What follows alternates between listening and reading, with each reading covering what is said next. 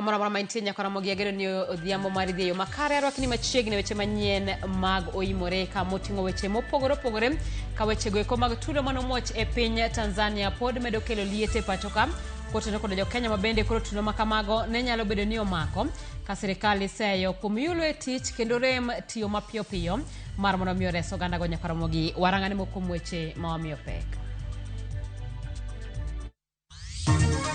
Investigations have already commenced, and whoever is involved will be brought to book. Let's campaign peacefully. At the end of the day, we only need one member of parliament. We will support anything that is good for our people. Jolar komod burama Kasipul osingo mar nyayo kwe campaign margi ikinde manonro itimo ne tulo mane omuoch nyoro e gwengego. But I just want to encourage you. Nataka muelewe ya kwamba wale waliosema haba na haba ujaza kibaba, they knew what they are saying. You can start small. Ruwere mane opuodhi ne chenro mar nyota oyudo bath omenda no ikinde mejiwogi giti kode yo makare. 19 isolated cases of suspected malpractice have been formally recorded across Nyanza, Rift Valley and Eastern regions. Jumachiel nyaka ne penj KCSE chakre buche mara mapar kod 9 mag kuo penj oseyangi e gwenge ma opogore opogore pachoka.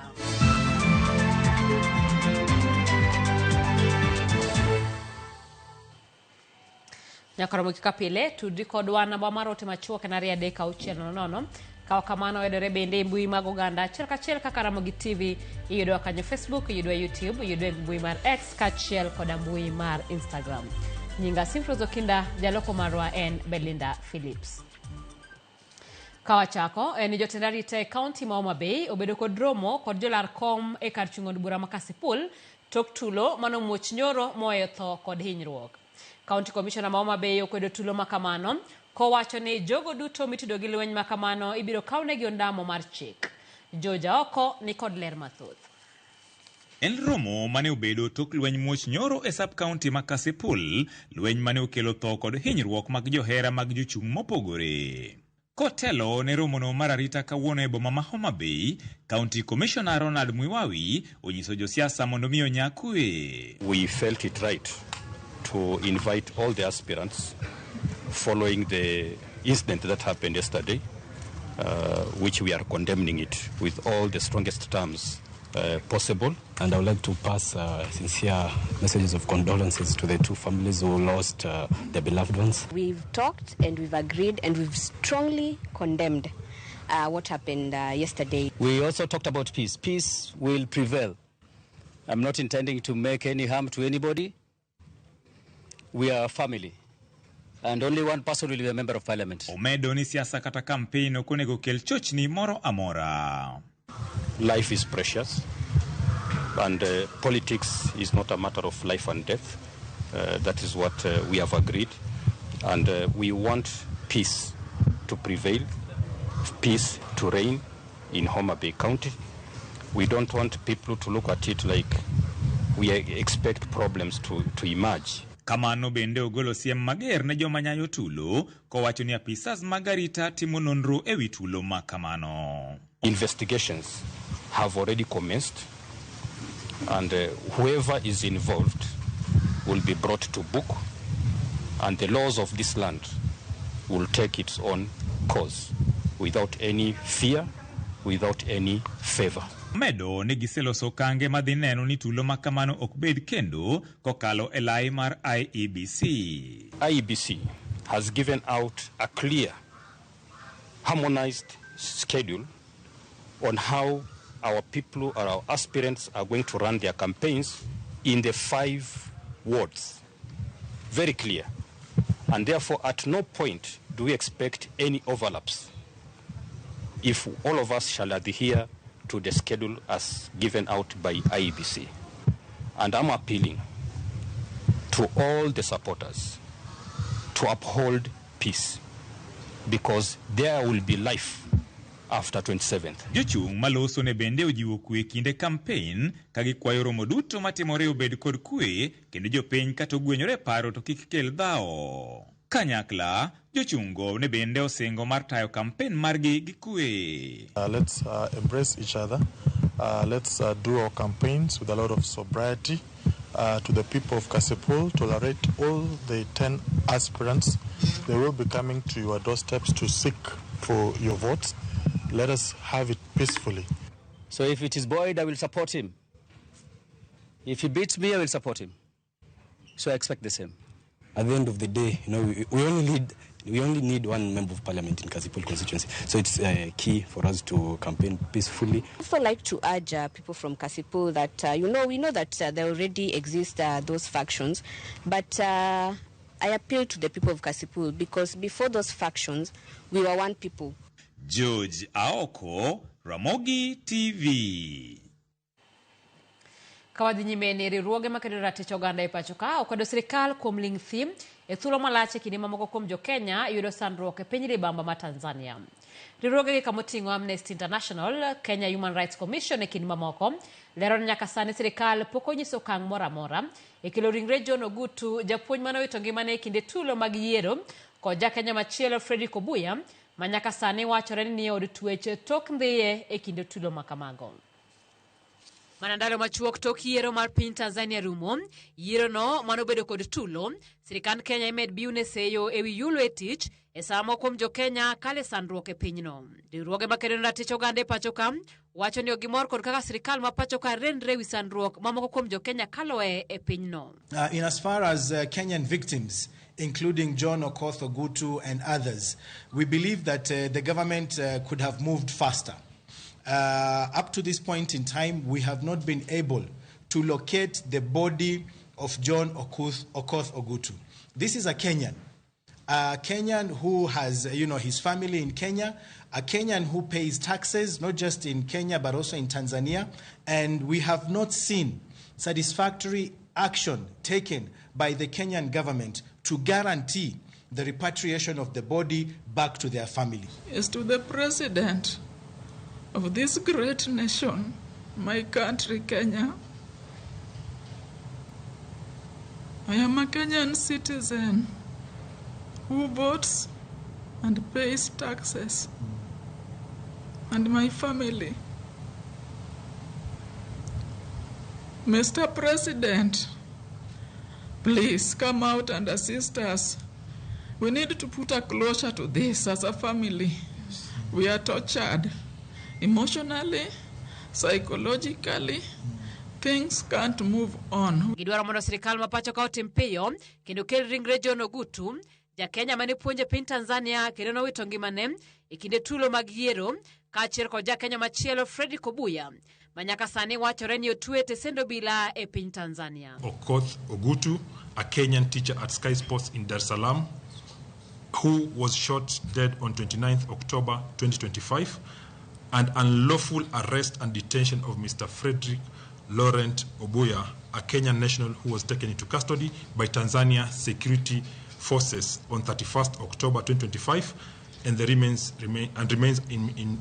incommunicado at the Oyster Bay police station in Dar es Salaam. These are not isolated incidents, but emblematic of escalating repression unleashed by Tanzania authorities against the public, journalists, and human rights defenders in the aftermath of disputed elections. Gidwala chiel gisingo madhi e doho mar riwruok mar pinje Afrika ma ugwe, poni sirikal ma Tanzania okowe thuolo jo Kenya mantiere kono kagikwayo pinje mamoko e Afrika mondo donjre wachno. By bar associations and human rights organizations within the region before the East African Court of Justice and the African Commission on Human and People's Rights to seek justice for the victims and accountability of the perpetrators. Kamano bende moko kuom jokene ratich oganda go koro dwaro mondo jatend piny mar Tanzania Samia Suluhu Hassan ogwe tao kagiwacho ni yiero mar pinyno ne ok otim e yor demokrasia. Rowere mapacho kae manondikore kendo puodhi ne chenro mar dongruok mar Nyota kawuono yudo omenda mag dongruok mabiro konyogi e chenro mopogore mag ohala. E kinde yango chenro ni e gwenge mag Mumias, Governors ma Busia, Kakamega, Vihiga kod Bungoma olero ni rowere duto moyudo omenda mag Nyota ok bi juogi omenda moro amora kuom higni 2. Rowere mapacho kamane opodhi e chenro mar dongruok mar Nyota kawuono oyudo omenda go e nyasi mane otelio kod jatend piny William e alap mar Mumia Sports Complex kama rowere mochopo e nyasi no oyango mor margi. I was given 40,000 and later I applied for youth fund and I was given 100,000. Out of that, I was able to start up a business, an apiculture farmer. Your Excellency, I know you have an apiculture farmer, and it's a very good business for beneficiaries of Nyota. You can start up with that. You can start up with only 5, and with time, you will grow. Jatend piny oyango ni omenda makamano en mar chwalo dongruok kendo ok owinjo otine gi siasa moro amora. This is not a political meeting. This is a meeting about the empowerment of the young people of our nation. This is about the transformation of Kenya. This is about entrepreneurs and their businesses and their future. This is about the young people of Kenya. Omedo ni chenro mar chwalo omenda go noluwo chenro makare ma onge dewo wang' moro amora e chiwe. This process of Nyota, the identification of the men and women sitting here today, was entirely a program on technology on a digital platform. And that is why there is nobody here who said they had to know anybody for them to be in. It was you na simu yako. Omedo jiwo rowere otigi omenda go e timo ohala kendo mar jiwo ohandgi mondo gidongre. Mimi nataka niwaeleze, shida ya biashara si pesa. Shida ya biashara ni akili. Mtu akiwa na akili anaweza kufanya biashara na pesa ya aina yoyote. Wale waliosema haba na haba ujaza kibaba, they knew what they are saying. Do not despise young or small beginnings. 50,000 can make a difference in your life and can grow your business. Kaka yor siro rowere moyudo omenda ni, governors magwenge ma imbo osingo kanyakla ni, rowere gi ok bijugi kuom thuolo mar higni 2 mar miyo gi thuolo mar dongo ohandgi. Kama mimi governor wa Vihiga County nitakaa na vijana wangu ambao wako pale na niko na mpangilio ya kuwapatia tax holiday so that we don't tax them for at least 1 or 2 years, kuhakisha kwamba hawa wanaendelea kwanza, ndio baadaye tutaanza kuwatoa ushuru. Na upande wa kusema kwamba ni vipi kinua mgongo ingine, nitakubaliana na watu wa Busia kwamba tunaweza tu kupata ushuru kama umepata faida.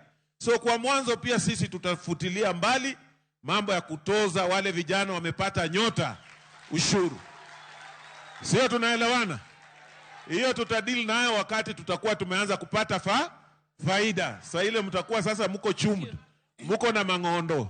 Omenda mar Nyota ma sirikal chiwo en omenda mochiw kod bengi mar piny mangima ne rowere mapachoka kaka wuono giyudo nus omenda maromo shillings 50,000 mar chako kata jiwo ohandgi. Purity Ruhama, Ramogi TV. Kawadhi nyime ni jatend migao mar somo Julius Ogamba oyango ni giseyudo buche 19 mag kuo mar penj mar KCSE e gwenge mag Nyanza, Rift Valley kaachiel kod Eastern. Buche go oriwo bedo gi simbe mag ong'we yamo, mwandu ma ok opuodhi e centers ma itime penj, neno tese mag penj kasa penj pok oromo, kod jogo mawuoro ni gin jopuonjre. Buche go duto Ogamba oyango ni timonegi nonro. Kaka joiso duor lero, Ogamba bende okwedo weche maliekore ni sirikal omedo omenda mag somo. Ndalo 5 kende mag timo penj mar KCSE ma indiko kata theory mane ochakore tarik 3 dweni, buche mag kuo mar penj medo nyiedhore lela. Koloso e boma ma Machakos bang' telo ne chenro mar yawo container mar penj, jatend migao mar somo Julius Ogamba oyango ni giseyudo buche 19 mag temo kwalo penj e gwenge mopogore opogore e pachoka. While the overwhelming majority of the examination centers have maintained exemplary standards, including the Machakos County, 19 isolated cases of suspected malpractice have been formally recorded across Nyanza, Rift Valley, and Eastern regions that have been reported to me as at the 6th of November 2025. Ogamba olero ni buchego oriwo yudo simbe mag ong'we yamo e centers kama itime penj, joma wuondore ni gin jopuonjre madwa timo penj e kin buche mamoko, koyango ni okwach kich osemako ji maderom 22 maitudo kod kuo mar penj. These incidents primarily involve the misuse of electronic devices unauthorized materials, early exposure, and impersonation. In every instance, decisive action has been taken, which include replacement of center managers, supervisors, and invigilators, arrest and prosecution of over 22 individuals by the Directorate of Criminal Investigations, seizure of mobile phones and photocopied materials, and deployment of NEC officers for direct oversight. Olero ni sirikal mapacho ka kokale migao mar somo biro kao ondamo mager mar chik ne ng'ata moyud katemo kwalo penj, ka sikunde moyud ka kwalo penj bende ibiro kao ne ondamo mager. All reported breaches remain under active multi-agency investigation, and appropriate sanctions including result cancellation and possible center deregistration will be enforced in accordance with the NEC Act. Ewi weche maliekore ni sirikal omedo omenda mag somo, Ogamba owacho ni ote mane ochwal manyiso omenda ma onego chul higa mabiro oken medruok moramora, kolero ni sirikal biro dhi nyime gi chiwo omenda mag somo kaka pile, kama jopuonjre madhi e senior school ibiro chiw ne 22,240. The fee structure remains as stipulated in the Kenya Gazette of 2015. Remember, the guidelines that we released referred to the Kenya Gazette of 2015, which stipulates the fees that is payable by all categories of our schools. So no fee has changed. The structure of the fees has not changed. The amount of capitation has also not changed. We are paying 1,500 for primary, 15,000 for junior school, and 22,240 for senior school or for secondary schools. Jaten migao no mar somo bende ochiwo ler ewi achiedh nade mikelo kod koth machwe e gwenge mopogore opogore e pachoka, kowacho ni ka gitudore kod migao mar arita kod migao mochung'ne masiche ma apoya, giketo kuonde mikao penj machiegni kod kalapapla mabiro konyo e ting'o penj. We continue to monitor weather conditions affecting some parts of the country. Floods, damaged road networks, and access challenges persist, particularly in northern and western regions. Working alongside the Ministry of Interior and Disaster Response teams, we have established temporary collection points, enhanced security escort routes, and deployed helicopters to ensure all examination materials reach their destinations safely and on time. Joyce Odur, Ramogi TV. E weche mag siasa ne jatend piny machon Uhuru Kenyatta otero campaigns kara otero campaigns magode bende jachung' margi e ng'wech mar tend piny e yiero mabiro Dr. Fred Matiang'i e kaunti ma Murang'a. Uhuru ma bende en ogaye mar Jubilee otiyo gi thuolono ma jiwo josiasa mag gwenge mag Masawa mondo othegre gi siasa mag bayo weche kod ayany. Kaka jafwambo marwa mar siasa Chris Owino leronwa, Uhuru kod Matiang'i osoko wang' jatend piny William Ruto kuom digni tieko chenro mag dongruok e gwenge mag Masawa. Igachiel gi dweche 9 motelo ne yiero maduong' mar 2027, jotelo mag duond bura mar Jubilee osedolo bad sati magi kendo chako timo ikrok ne yiero makamano.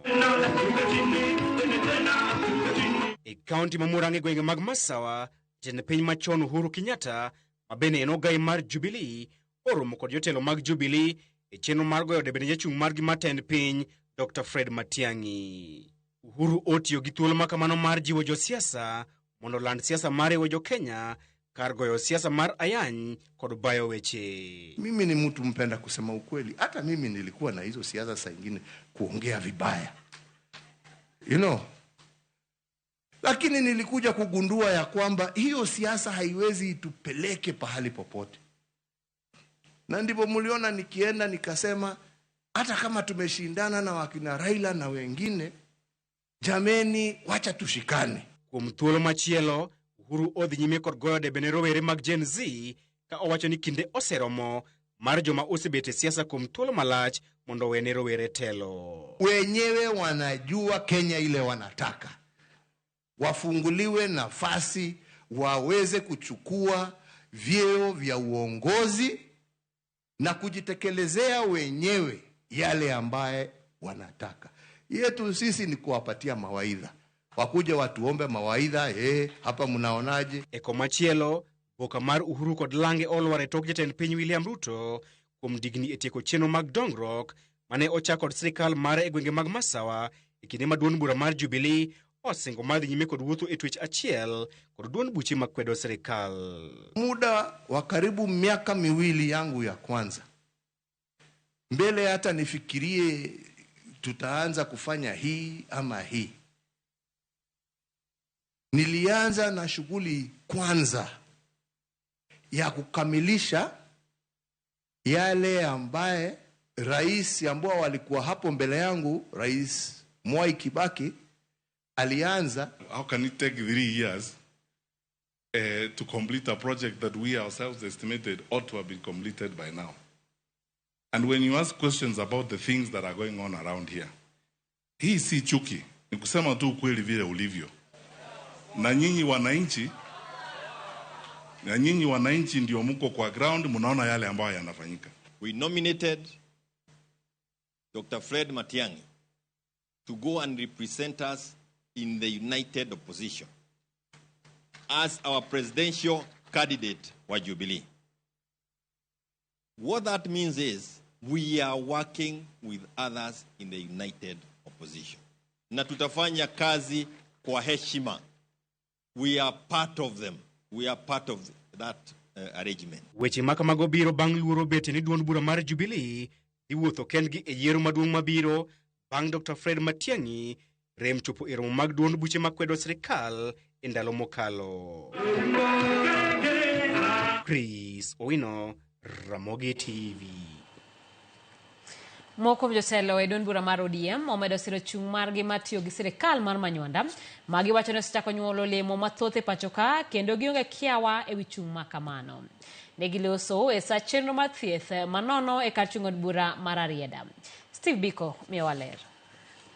Thuolo machielo, jo siasa mag ODM odhi nyime gi goyo poro e wi chung' margi mar tiyo gi sirikal Manyonda.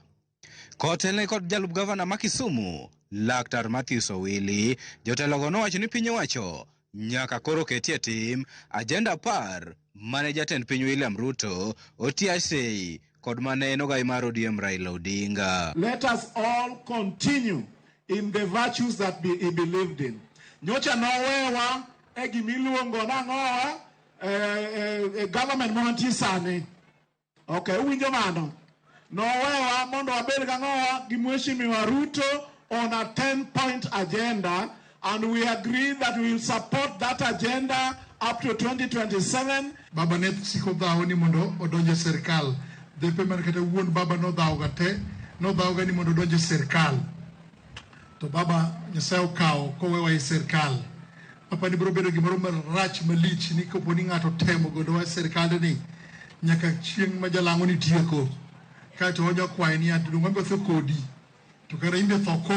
Jotelogo nomedo ni kuom thuolo mar higa achiel, oganda jo Kenya osechako keyo mabup kowuok kuom sirikal mar Manyonda, gino momiyo nyaka koro dhi nyime. If this was commercial, the resources that have been put in today would be worth more than 30 million Kenya shillings. In terms of medicine alone, if you go to that tent at the very end, which serves as the pharmacy, in terms of medicine alone, we, through you, have gotten medicine worth more than 10 million Kenya shillings. Ene mano wacho ni wateg chama mar ODM mondo kochopo kanyo to ODM obed piny mondo ng'ino adhi timo nang'o kochopo bang' mano. Kura kwayo niya, gigo ok onyal yudo gigi kopo ni onge sirikal ni. Wathuru gi jalango ni, watho kode, wabed kode, wachung' bathe. Korka kore, jagoro mongirore weche thieth, Ouma Oluga, nojiwo jopiny mondo wuok aromgi mar ndikruok e okumba mar thieth mar SHA kod chenro mamoko mag sirikal kaka yo mar yudo konyruok mayot kowuok kuom piny owacho. We have brought registration of ID here. You cannot access Social Health Authority if you do not have the ID, because the registration starts with ID. Negiloso sa chenro mar thieth manone kar chung' od bura mar Arieda, kama ji mohewo gana adek noyudo chenro mar thieth ka opande e kind chenro mamoko mag sirikal mamalo. Steve Biko, Ramogi TV, Siaya. Komiti mar od bura mochung'ne riwo duond buche mano Political Parties Liaison Committee koro dwaro ni otim lokruok ne lai ma itiyo godo e pogo ne duond buche omenda kagi wacho ni lai ma itiyo godo sani onindo nyabathe konchiel. Jotelo moyier manyien ma komiti no owacho ni lai ma itiyo go sani oketo tenge duond buche matindo mamiyo gi yudo pek e tayo apise mag duond buche go. Magine owachore kide yiero mag jotelo manyien mag komiti ni kama Evans Misati mar duond bura mar Progressive Party of Kenya ne oyiere tam mar 2 e yiero mane ota kod IEBC. Joyce Duor ni kod ler mathoth.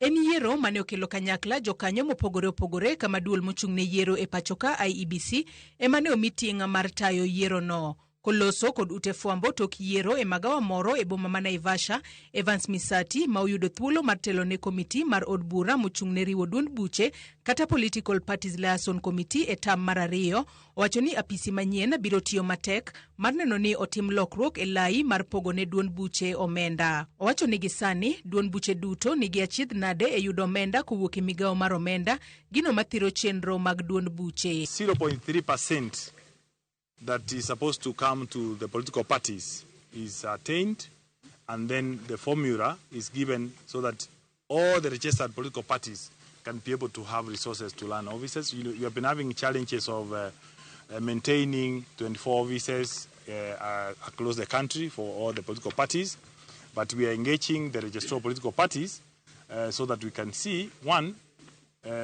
we are looking to amend that bill. Kotene kod moko kuom jotelo manyien e komiti no, Misati bende ochwalo ywak e wi kwan mapiny mar rawere mandikore kaka joluto ombulu e chenro mar ndikruok madhi nyime, kowacho ni duond buche biro tiyo machiegni kod IEBC e lombo rawere mondo ndikre kaka joluto ombulu ka chenro mar ndikruok pok orumo. Nobody will take the Gen Zs any serious anymore until we see that they are registering as voters, because the turnout has been very, very poor in across the country. We are going to work with IEBC to ensure that the members who are members of these political parties who are here will be encouraged to register as voters. Misati bende otiyo kod thuolo no e puoyo IEBC e wi ikruok ma giseketo e tayo yiero madundo ma ibiro bagi e kor gwenge mopogore opogore e pachoka, yiero mane osedeko kuom thuolo mar higni 2. I want to report here that we got an update from IEBC.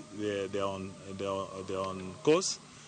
The political parties, we got all our candidates cleared without any hitch, and we want to thank IEBC. And we are supporting the current commission as constituted, and we hope we'll give them the support to deliver a free and fair first by-elections, and then because it will be an indicator of the 2027 general election. Korka kore jalup jakom mar komitino Zahar Rashid wacho ni komitino biro siro lwedo IEBC mondo obi ota yiero madundo kachiel kod yiero ma higa mar 2027 e yo mahuyanga. LC is a dialogue platform, and we need to ensure there is peace, dialogue, and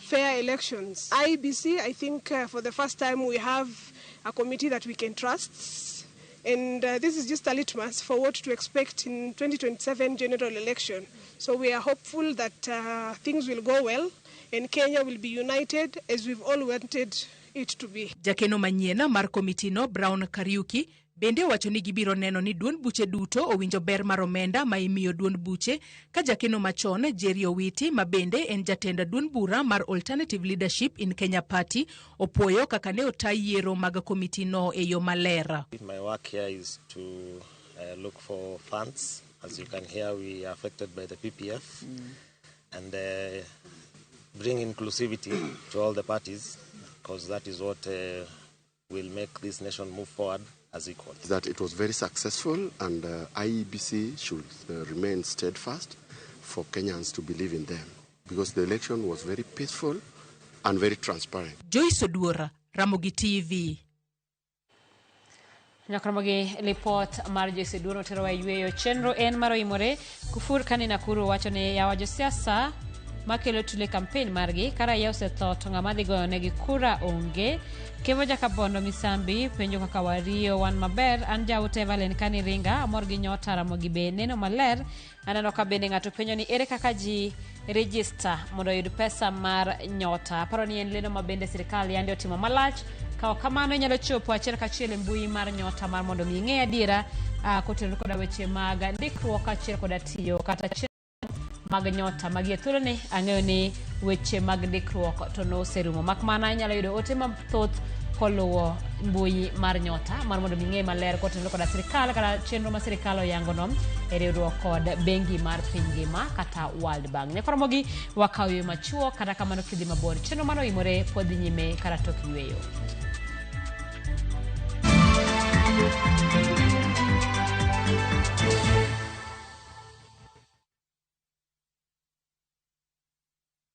Radio Citizen ikishirikiana na Mulembe FM, Sulu FM, Vuka FM na View Sasa. Tunazuru eneo la magharibi mwa Kenya kwenye roadshow moto ya Jipange na View Sasa mashinani. Ni kuanzia Jumatano tarehe 5 hadi Jumamosi tarehe 8 mwezi huu wa Novemba. Jipange ushinde na View Sasa. Ni burudani pamoja na nafasi ya kujishindia zawadi kemkem na mamilioni ya pesa. Tuna 50,000 kila siku, 1,500 kila wiki na grand prize ya shilingi milioni 2. Tarehe 8 tutakuwa Ekero, Shianda, Bukura, Sabatia, Huisero na Luanda. Tutakuwa na Munai, Machoka, QT na Atea kutoka Radio Citizen, Dr. Tunde, Samuel Kisondio na Brian Kaitano kutoka Sulu FM, Shifalongo, Kevin Nandwa na Pamela Kadima kutoka Mulembe FM na Margaret Saba, Bruce Kanzika na Vanoti Sendi kutoka Vuka FM, bila kusahau Mukaya Junior kutoka View Sasa. Burudani ni kutoka kwa A Boy from Lubao, Emmanuel Musindi, Mika Wanyenje, Opeta Musungu, Vincent Ongidi na Anko Nico. Tokea tujipange na View Sasa mashinani.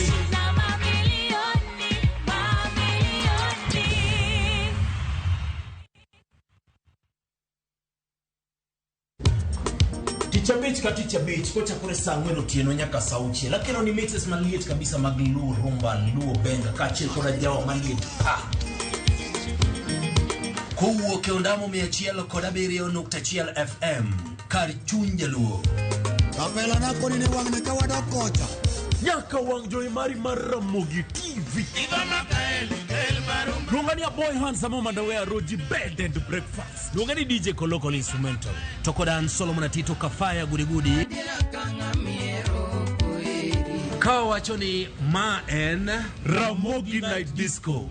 Kete Manaka.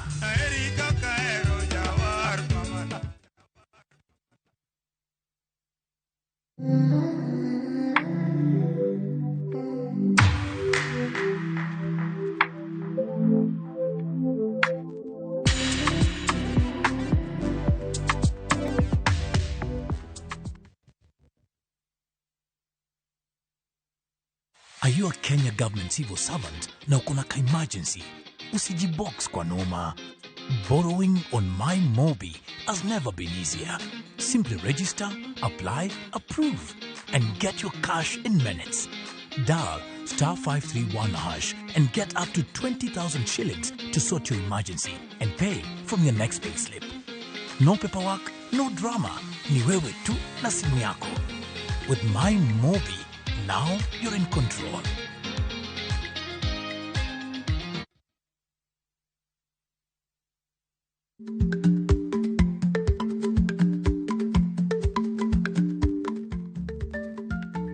Timni e nyingi, matiende ni gima itimo ema biro loso nyingi, ka timni rach to nyingi ema kethore.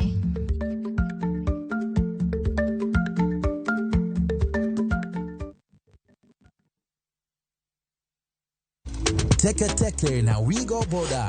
Chanua Jam, fika on time at the lowest charges in town. Va helmet and ride in style. Ni safi, ni safe, na ni easy kwa mfuko yako.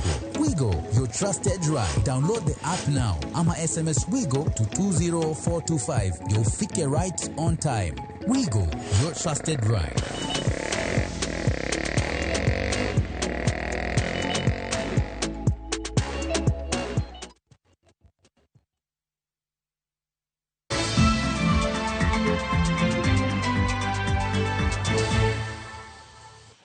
Machigni kendo Nyakaramogi jodolo rowere mine kod jodongo e kaunti ma Migori ne obedo kod twak e weche dongruok mopogore opogore e kaunti no ko jatend migawo mar omenda John Mbadi.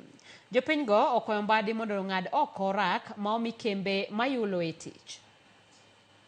E romono mano ba gwengo mag awendo mane ochopo jatend migawo no mar omenda John Mbadi, gavana ma Migori Ocheleako, joburno ma awendo Walter Wino kod moko twak ne obedo ka otende kod weche mag dongruok madhi nyime e kaunti ma Migori. Oganda ma oting'o jodolo, rowere kaachiel kod jodongo mowuok e konde mopogore opogore e kaunti ma Migori nodo thuolo mar golo pachgi wechego mag dongruok ma bende kotimo kod piny owacho e kaunti ma Migori. Aneno ka sirkal involve ji e yo maber nikech jodolo romo gi ji mang'eny. Kendo sama giromo gi ji no, wabe we are able to explain ne ji mwa lead ni sirkal timo magima. Our hero is dead, but the future of Kenyans is not dead. There are people that they are to rise up, to take the mantle and to take Kenya where Kenya is supposed to be. Bishop makanisno mar Pefe bade ma Nyanza Peter Midodo kod jodolo mamoko wach ni gintiere kod geno ni chenrogo mag dongruok ma jatend piny Kenya William Ruto ne ochako duto e kaunti ma Migori dhi rumo e wang' sa. Walamo ne jaduong' Mbadi mondo med bedo kanyo. Projects manyogi chako thurwa ka odhi nyime kik ng'adre. Ago erokamano ne president marwa kuom bedo gi interest e wach mar pur tiang'. Wan Migori County ka industry ma wan gen achiel mar puro niang'. Giwacho ne gimor kod chenro mathoth mag dongruok ma oting'o gedo mag apeyni ma jatend piny Kenya William Ruto ne ochako e kaunti ma Migori. Ka bende gintie kod geno ni ka otiekgi gidhi kelo dongruok e kaunti ma Migori. Waneno ka sirkal ni machiegni kod ji kendo odwa winjo pach jopiny. Pok nwaneno ka CS obiro mobedo kod ji piny e sirkende mosekadho. Obedo gi jodolo piny e sirkende mokadho. To kawuono waneno ka CS Mbadi okelo jodolo piny, okelo jodolo mondo olerne gi gik ma sirkal dwa timo. E seche ma bende gipuo chenrogo mag dongruok mathoth ma itimo kod piny owacho, jodolo ne ochiewo ywakgi ni moko kuom jogo manomiyo rak mag tije koro moko kuomgi koro yule tije. Pastor Ken Oluoch wach ni ogimor kod yo ma igerogo apaya mawuok Ngegi nyaka Mapera e sub-county no ma Suna East. To wamiyo wamor ahinya ni Ngegi road mitime yo marach. CS of promise ni Ministry of Roads today ne romo mondo cancel tender cha mondo mi contractor machielo manyalo loso Ngege Mapera road e yo maber. Jodolo bende osiro sirkal mar Manywanda magiwacho ni oganda luo nyaka koro bed mane iye mondo koro giyud ber. Miyo koro wapuoya ahinya e riwruok mar sirkal manyora elo pikowani. Kech kopo ni wakier oko to nyaka chenro mag dongruok makoro winjo binwa kagi dhi baro. George Juma, Ramogi TV, Migori. Jakom mar board mar Niang' mano Kenya Sugar Board, Engineer Nicholas Gumbo, okono oganda luo mondo tima kare kod mwandu magintiere godo kamoting'o mula, rech, lope mamiyo kod mamoko mondo giriemb dhier. Gumbo mane loso e sub-county mawendo e kinde mane ochopo nyasi mane obagi kod Shofco wacho ni mwandu mathoth mayudore gwenge ma Nyanza kamoting'o mula okose konyo oganda e yo mowinjore. Jakom mar Kenya Sugar Board bende okone jotelo ma oyier mondo tim chenro mag dongruok manyalo kelo lokruok kuom oganda. Mane osir kod jatatije mar Shofco Kennedy Odede mane okono piny owacho kod riwruoge moko mag piny owacho mondo tim chenro mag dongruok ne makonyo oganda giwegi. A lot of gold nyatikeka and everywhere katarunguka. Mose bedo mind for years. Jok mama ene jo korgwen onge mwandu. Jok makawe ema niga ngono mwandu. Nyaka en piny momeo. Afrika en piny momeo. Alomoko na somo buk moro mawacho ni dhier mar Afrika en dhier moker gi jotend Afrika. To kendo no wacho ni Afrika nyaka bed modhier. Nikech Afrika uso mwandune kong'iyo godo dhier. And I also believe that development must come from the household. Development must come from the people, from the community. They really know what are the challenges. Not me, not NGOs, not government, but they have to work with the locals and listen to the communities. Oganda modagi ng'ol mar obwongo kod tuo autism e kaunti ma Kisumu kwayo mondo piny owacho konygi e rango kaka inyalo tiek midhiero ma gikaloe e yudo chenro moyiedhi mag thieth. Kane giloso kawuono e boma ma Kisumu, oganda go oyango midhiero kaka mag akwede, jwang' to kod fuok mantie okumba mar thieth mar SHA kaka midhiero madongo ma gikaloe kendo gimosemiyo gidong' chien e weche mag thieth. Ripota mar Millicent Adhiambo ni kod ler mathoth. Sirikal oselando ni ging'ado 2.7 mar the employees ma Kenya. Giwacho ka gitiyo gi nyingwa ni gikonyowa godo ka gichulonwa godo SHA. Wan wasedhi osiptal. Wadhi mokalo ji 10 e group. Wayudo ka SHA wa ok ochul. Kwayo sirikal mondo giwe wuoyo mana e wiwa ni gikonyowa to konyno to ok wane. E twak margi kod Ramogi TV e boma ma Kisumu, oganda gi modagi ng'ol mar obwongo, jokene ratichgi kaachiel gi joritgi oywago midhiero ma gikaloe e yudo thieth pacho ka e ute thieth mopogore opogore kaachiel gionge mar chenro malong'o mag thieth ma oketnegi. Kanotelnegi kod jakene ratich joma odak gi ng'ol mar obwongo, Lois Akinyi Omondi, jotuo gi ywak ni kata mana ndikruok kaachiel gi chenro mag okumba manyien mar thieth mar SHA osebedo matek mokalo negi. Sama koro ne giamua to giwacho ni ji bro chako gi ji tetete chako gi level 3 kadhi e level 4 kadhi e level 5 kadhi e level 6. Wawacho niya, mano ok ne gitiyo gi chik mar persons with disability. Ok ne gikawo pachwa mokwongo, be ok ne gikawo pach doctors wa. Riwruogni koro kwayo piny owacho mondo ochulnegi okumba mar thieth mar SHA kaka yor neno ni giyudo chenro mag thieth malong'o kendo kowuok kuom jolony mane rangogi kaka chon e kinde mane gitiyo gi okumba thieth mar NHIF. Koro wademand ni sirikal usetiyo gi nyingwa ndalo mang'eny, chulnwa uru SHA. Koro nyaka wabed thuolo gi kama wadhieno ma wabed gi trust. Wan ok wang'iga gi ng'ata ng'ata. Koro kuonde ma uterowago onge hera ma waseyude. Jonyuol kod jorit mag oganda gi bende ogolo duondgi ka giyango midhiero ahinya to mag omenda ma gikaloe e rito nyithindo man kod ng'ol maket kod magi. With the time I may not be there. Seche ma onge to nyathini bo timore nade. To kapo ni nitie kuma sirikal okete ma at least onyalo access SHA matiende no nyathiedhore, and mano is one of the basic things.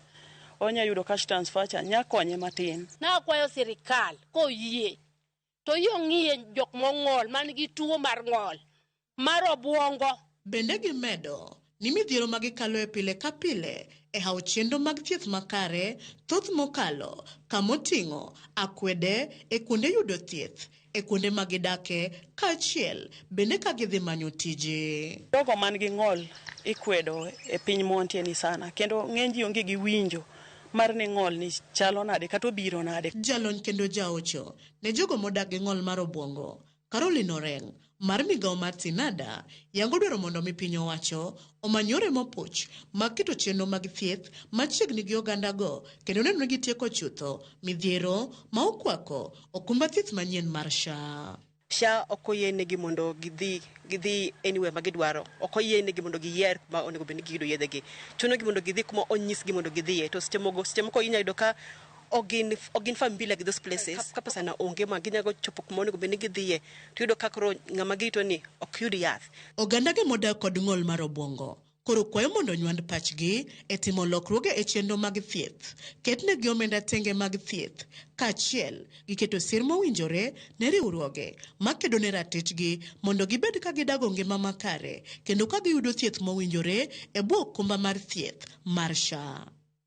Millicent Adhiambo, Ramogi TV, Kisumu County. Jipange na Viusasa dhi mbele gi wuoth e imbo mar piny Kenya ka gilimo kaunti wa Bungoma kod Busia kawuono.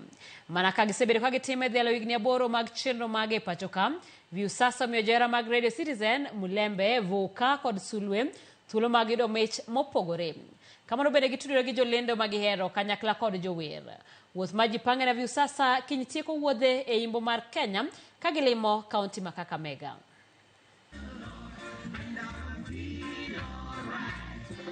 And as people continue to participate in the promotion and to watch our content, we will continue to award and reward them on this 8th anniversary. We are also looking for content providers. If you're a musician, you're an artist, you're a rapper, come on the caravan. We are ready to sign you up on Sasa. Unapata pointi mingi sana na unakuwa mshindi wa 1,050 kila siku, 1,500 kila wiki ama milioni 2 grand prize. Unaona kwamba jana Webuye chamari yangia 50,000 alifurahi sana. Jodak mabusia ko jodi mnyamburko matingo jowuoth e alwora mabusia onyiso mor margi kaluwore gi meko mar apisas beach mago bila mag traffic mage wacho ni osebedo ka sundo derepe mondo migi asoya e kind Busia gi Kisumu. Apisas mag duol makedo gi mibadhi e pacho ka IEBC ogolo oko roadblock no bang' mako apisas go gino makoro kelo fuongruok na jodak makono. Giwacho ni bila go ne kawo asoya e kind shillings 50 nyaka 500.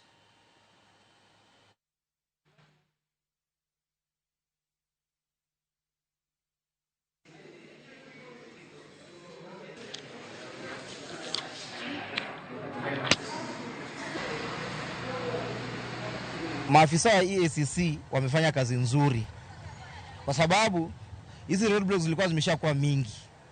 Kila pahali unapata roadblock, na ukiangalia vitu wanaangalia hakuna hata vitu za maana wanaangalia kwa gari. Unapata gari imepita imebeba excess, wanasimamisha roadblock hapo, kazi yao ni kuchukua hiyo pesa kidogo hiyo shilingi 50 kwa magari. Lakini kitu naweza sema kwa barabara hii iko na changamoto mingi sana. Na ukifuatilia kwa kama mambo ya hongo inaanza juu ikirudi chini. Na sisi wasafiri kuna mahali nafika paka tunafinywa, uwezi ukaongea kitu ndani ya gari. Naunga mkono kwa maana ni kama ndio hobi yao, ndio tabia yao ya kuchukua hongo barabarani. Lakini mimi siwezi laumu maafisa wa polisi peke yake. Na laumu pia wateja na pia wenye magari, conductor na dereva. Kwa maana mteja anaona gari imejaa, yeye anajisunda ndani anajaa kabisa. Na Wakenya nao wanaogopa kwenda polisi. Sasa polisi anaposimamisha utaona sasa pesa inaanza kubadilishana mikono. Nyakormogi kanyo wachako kayo machielo chenro en maro imore shemo to mar DCI wacho ni aliwo news kedo amor wach kuo penj okasiro kendo ma wach ma sirikal nyaka ked gog motegno kuo penj miyo wabedo gi jopuonjre ma onge lony. Mar ariyo amor kod ker marwa kuom gamo nyota let our people apply and benefit from it. Otherwise, so wacho ni akaw mos kowuok kuom FCPS Bonomolo kod Mr. Bernard Nyakwaka DCI. Ero kama na nyanya Karamogi wakawe machuok waduogi weche mamoko mag tuke kidhi mabor.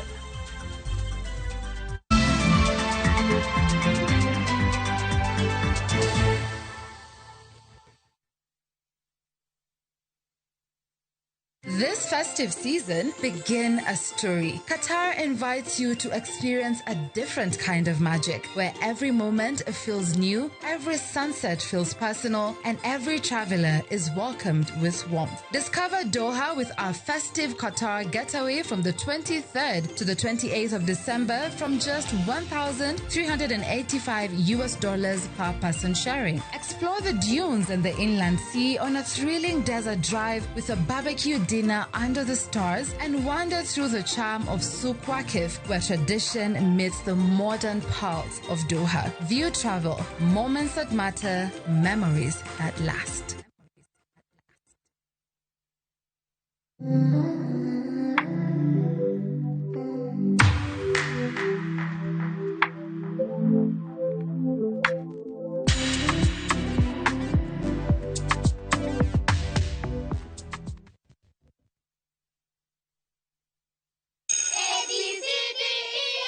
Na mwanafunzi bora katika somo la hesabu ni Suleiman Yakobo. Bora kwa Kiingereza Suleiman Yakobo. Suleimani tena? Kwani huyu Suleimani ana nini? Bwana ni yeye. Kwa kila somo. Tulieni wenzangu. Mwanangu yu wajitahidi. Nami kama mzazi nina siri. Siri ni nice. Ninapolisha familia na hakikisha na walisha nice extra Premium. Ewe mteja, ufikapo dukani agiza unga wa Nice Extra Premium. Ugali wa Nice ni mweupe, wenye ladha tamu na huiva kwa haraka. Nazo chapati za Nice Extra ngano ni nyororo na tamu. Nao mchele wenye ladha tamu ni Nice Pishori kutoka Nice Rice Millers, Mwea. Bei ni nafuu. Ni ukweli, siri ni Nice. Si Nice na Nice Extra Premium.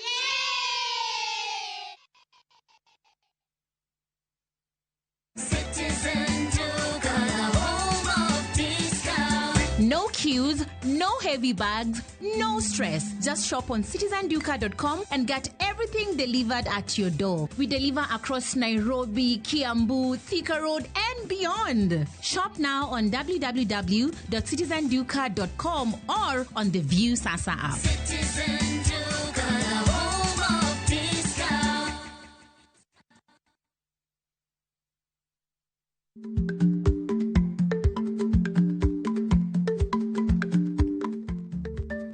Dhako muol kadonjo, matiende ni, bedo ni ng'ato ling' e kinde ma owendo, ok ofulo ni omuol.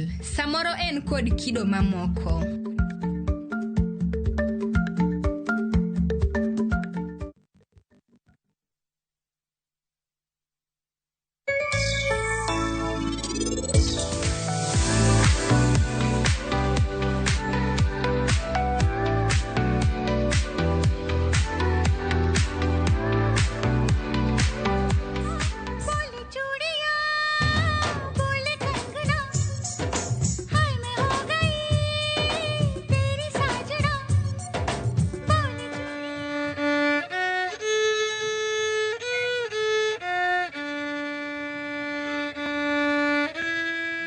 So we are bound by the unity of Africa.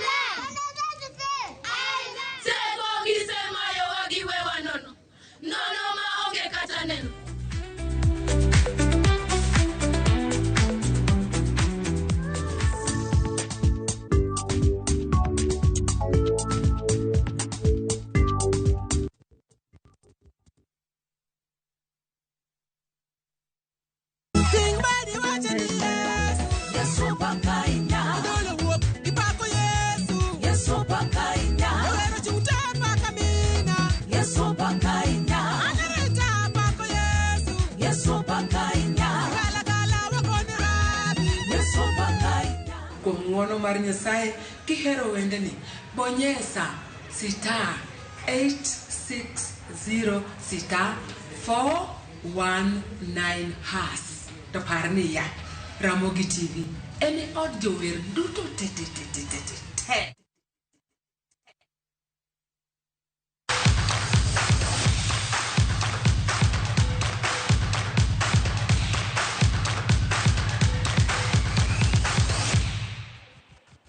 Machiegni koromogi e pau tuke, klab mar Tusker FC oyudo nyaka